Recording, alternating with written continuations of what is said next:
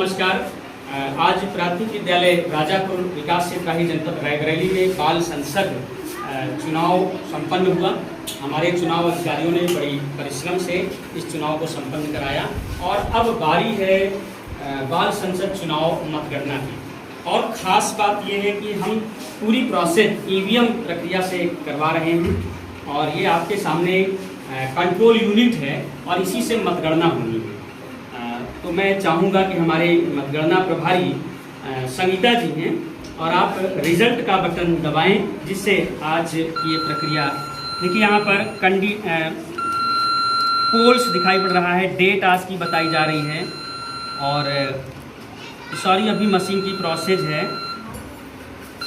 अब ये candidate 4 show कर रहा है और इसके बाद टोटल वोट 101 पड़े हैं और कैंडिडेट 1 को 55 वोट गए हैं, कैंडिडेट 2 को 14 वोट गए हैं, कैंडिडेट 3 को 28 वोट गए हैं और वोटा जो कैंडिडेट 4 के रूप में था उसको 4 वोट गए हैं।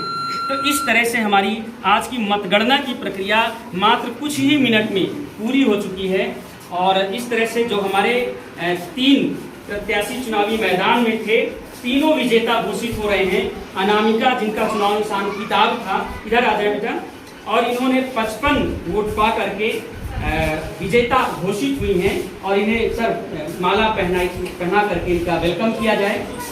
हमारे तीनों प्रत्याशी विजेता घोषित हुए हैं और इस बीच से हमारे मध्य में जो है हमारे ARP सर, स्वदेश सर और अशोक सर आ चुके हैं। मतगणना की प्रक्रिया हमारी समाप्त हो चुकी है और विजेता जो घोषित हुई हैं वो अनामिका हैं। सर आप जो है विद्या को माला पहना करके इसका वेलकम करें। ये विजेता घोषित हुई है और इसके बाद ये पहला ऐसा चुनाव है जहां पर हमारा कोई प्रत्याशी हार नहीं रहा है और